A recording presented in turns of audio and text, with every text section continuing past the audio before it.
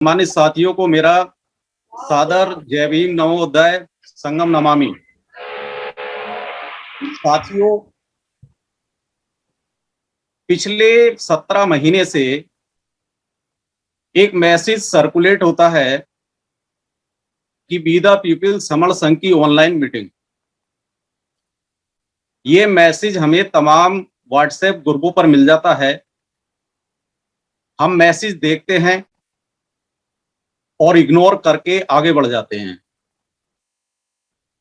जिन साथियों ने उस मैसेज का अध्ययन किया, उन्होंने जाना कि आखिर बी द पीपल समर संघ है क्या। उस मैसेज के माध्यम से पता लगा कि बी द पीपल समर संघ कोई संघ है जिसकी रोजाना शाम को 8 बजे से 11 बजे तक ऑनलाइन मीटिंग होती है।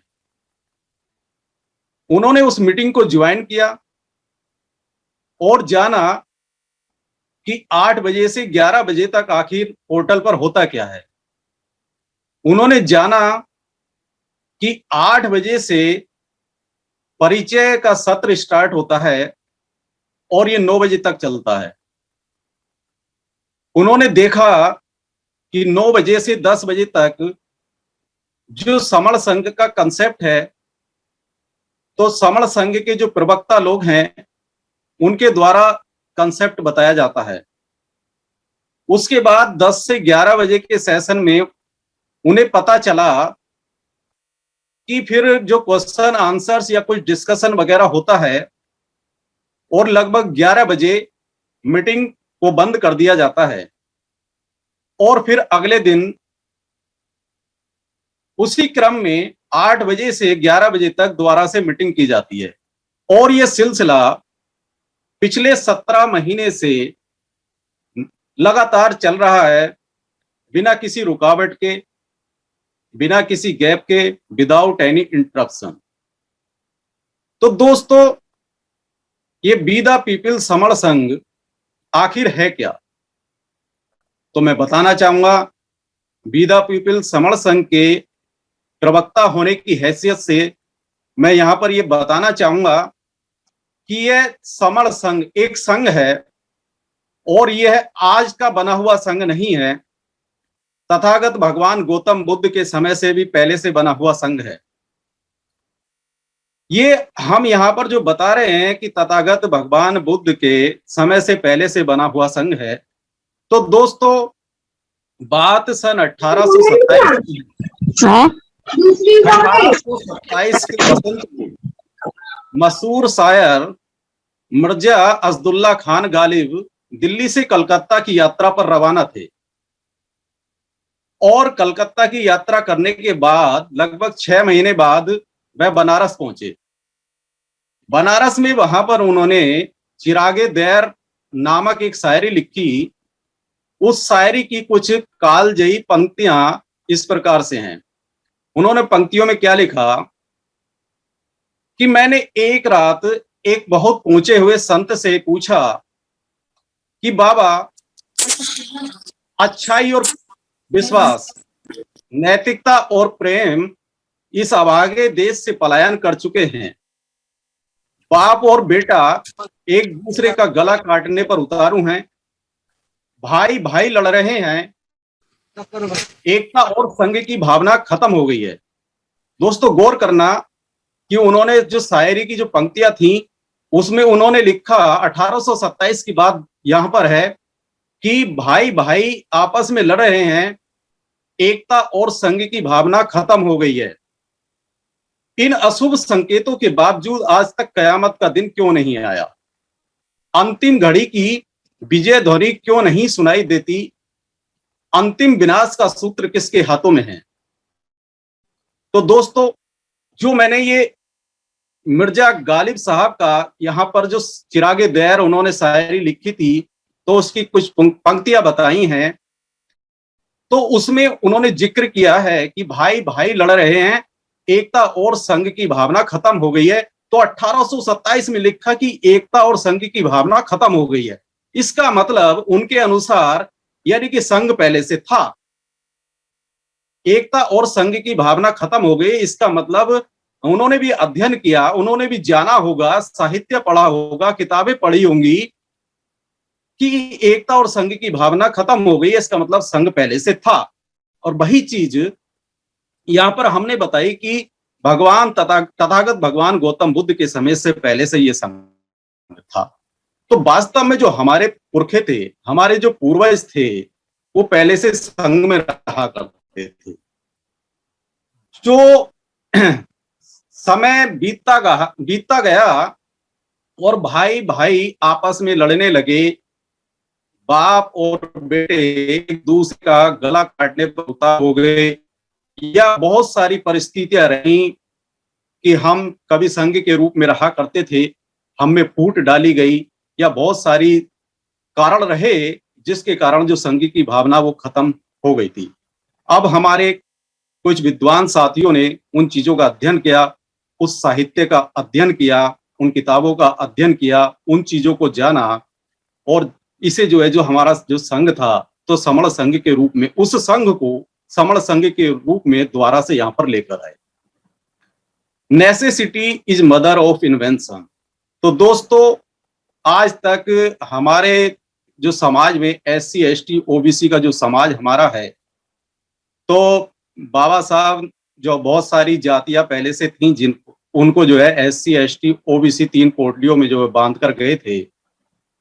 तो उस समाज में जब बाबा साहब ने जो नारा दिया था कि शिक्षित बनिए और संगठित रहिए और संघर्ष करिए, तो संगठित रहने के नाम पर आपने देखा कि बहुत सारे लाखों संगठन यहाँ पर बन गए थे, क्योंकि वो समझ नहीं पाए, हमारे जो SC ST OBC के लोग थे वो समझ नहीं पाए कि संगठित किस प्रकार से होना है। संगठित होने का मतलब बाबा साहब ने तो यही कहा था ना कि ऑर्गेनाइज हो जाओ, यानी कि सब इकट्ठे हो जाओ। लेकिन बहुत सारे संगठन, लाखों संगठन यहाँ पर बना डाले, जो गलत रहा, उसका परिणाम भी गलत रहे, लेकिन लोगों को समझ में नहीं आ रहा। अब बात यह है कि जो समण संघ ने ये कहा कि भाई आप इकट्ठा हो जाओ, जुड़ जाओ, जुड़ेंगे तो जीतेंगे, जुड़ेंगे तो जीतेंगे। और वही जो संघ की जो भावना है, तो समण संघ कहता है कि अपने अंदर वो भावना आप विकसित करिए, सभी संगठनों से भी कहता है, और जो लोग अभी नहीं समझ पा रहे हैं सारी चीजों को, उनसे भी कहता है कि आप इकट्ठा हो जाइए। क्योंकि प्रकृति का नियम है कि जो भी प्राणी इकट्ठा होता है, जो भी प्राणी आज तक इकट्ठा हुआ है और इकट्ठा होता है, तो उस पर जुल्म होने बंद हो जाते हैं। हमारा जो समाज रहा, समण समाज रहा, तो इसने अत्याचार की एक बहुत लंबी त्रासदी झेली है। तो वही चीजों का जब विश्लेषण करने के बाद हमारे कुछ लोग कहते हैं, यानी कि समण संघ कहता है कि आप इकट्ठा हो जाओ। जब आप इकट्ठा हो जाएंगे तो शायद आप पर भी जुल्म होने बंद हो जाएंगे, क्योंकि बहुत अत्याचारों की बहुत लंबी लिस्ट है, बहुत लंबी सूची है। तो दोस्तों, इन सारी चीजों को समझने की आवश्यकता है। इन सारी चीजों को समझने के बाद एक अच्छा प्लेटफॉर्म यहाँ पर समण संघ ने आपको दिया है कि आप घर बैठे ऑनलाइन जुड़ सकते हैं। घर बैठे जो टेक्नोलॉजी, जो इंटरनेट का जो माध्यम है, जो सुविधा इंटरनेट की मिली हुई है, तो उसका सदुपयोग घर बैठे कर सकते हैं। समण संघ आपसे तो ये तो नहीं कहता कि आप रोजाना अपनी गाड़ियों को दौड़ाओ और रोजाना एक दूसरे से मिलो। समण संघ कहता है कि आप घर बैठे इस टेक्नोलॉजी का इस्तेमाल करते हुए रोजाना शाम को 8 बजे से और 11 बजे तक जो मीटिंग होती है, तो उसमें जुड़ जाइए। उसके बाद समण संघ कभी कभी फिजिकल मीटिंग भी लगाता है, क्योंकि हम ऑनलाइन कितने जुड़े, यह टेस्ट करने के लिए फिजिकल मीटिंग भी लगाता है, और बड़ी बड़ी मीटिंग भी हो रही हैं। और जितना वहां पर जो एक्सपेक्टेड हमारा रहा होता है कि हम 500 लोगों को बुलाते हैं, तो सीधे 1000 लोग पहुंचते हैं। इसका मतलब संघ बढ़ रहा है, संघ बढ़ रहा है और संघ काम कर रहा है। तो दोस्तों, अभी आप उस मैसेज को भले ही इग्नोर कर रहे हैं, लेकिन एक ना एक दिन आपको समण संघ में आना ही होगा। क्योंकि आना तो क्या होगा, आप पहले से ही समण संघ के सदस्य हैं। प्रत्येक SC ST OBC में और कन्वर्टेड माइनॉरिटीज की बात और होती है यहाँ पर, तो इसमें जो जन्मा हुआ प्रत्येक व्यक्ति है, वो जन्म से ही समण संघी है। यहाँ तक कि जो माँ के पेट में जो बच्चा है, वह भी समण संघी है। तो दोस्तों, इस चीज को ही समझना है। समण संघ में आपको आना ही होगा, खुद को एक्टिव ही करना होगा, क्योंकि आप इसका आप अभिन्न अंग हैं। आप इसका अभिन्न अंग हैं, अपने आप को इससे कैसे जुदा करेंगे। बस इन चीजों को थोड़ा सा जो है ना अपना चिंतन और मंथन करके समझना है। दोस्तों, समण संघ ये कहता है कि आप यहाँ पर जुड़ जाइए, हम आपको एक इतना बढ़िया परिपाटी, एक इतने अच्छा माध्यम प्रोवाइड कर रहे हैं।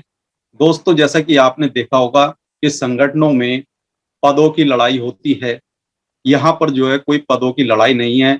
वहां पर बहुत सारे नेता वहां पर होते हैं, अध्यक्ष, मंत्री और बहुत सारे पद ही होते हैं, पदों की लड़ाइयां वहां पर होती रहती हैं। तो समण संघ में ऐसा कुछ नहीं है, यहाँ कोई नेता नहीं है। यहाँ पर तो साक्षात संविधान को नेता माना गया है, जो परम पूज्य बाबा साहब डॉक्टर भीमराव अंबेडकर द्वारा जो हमें प्रमाणित दस्तावेज प्रदान किया है, जो भारत का संविधान, तो उसको ही नेता माना गया है। और दोस्तों, संविधान ये कहता है कि मैं आपकी तभी मदद करूंगा जब आप मेरे पास में इकट्ठा होकर आएंगे, क्योंकि संविधान में जो रूल्स और रेगुलेशन हैं, तो संविधान जो नियम, अधिकार, कानून बने हुए हैं, तो वह तभी जो है इम्प्लीमेंट होते हैं। वो उन पर ही, उन लोगों के लिए जो है लाभदायक होते हैं जो इकट्ठा होकर जाते हैं। तो दोस्तों, समण संघ इकट्ठा होने की बात करता है, समण संघ कुछ गलत नहीं कहता। तो दोस्तों, इन चीजों को समझो। समण संघ के और बहुत सारे नियम हैं, उन नियमों को आप तभी जानेंगे जब समण संघ में आप एंटर कर जाएंगे। तो हम बार बार अपील करेंगे आपसे कि आप पहले इसमें ऑनलाइन मीटिंग में जुड़िएगा, सारी चीजों को समझिएगा कि यहाँ पर चल क्या रहा है।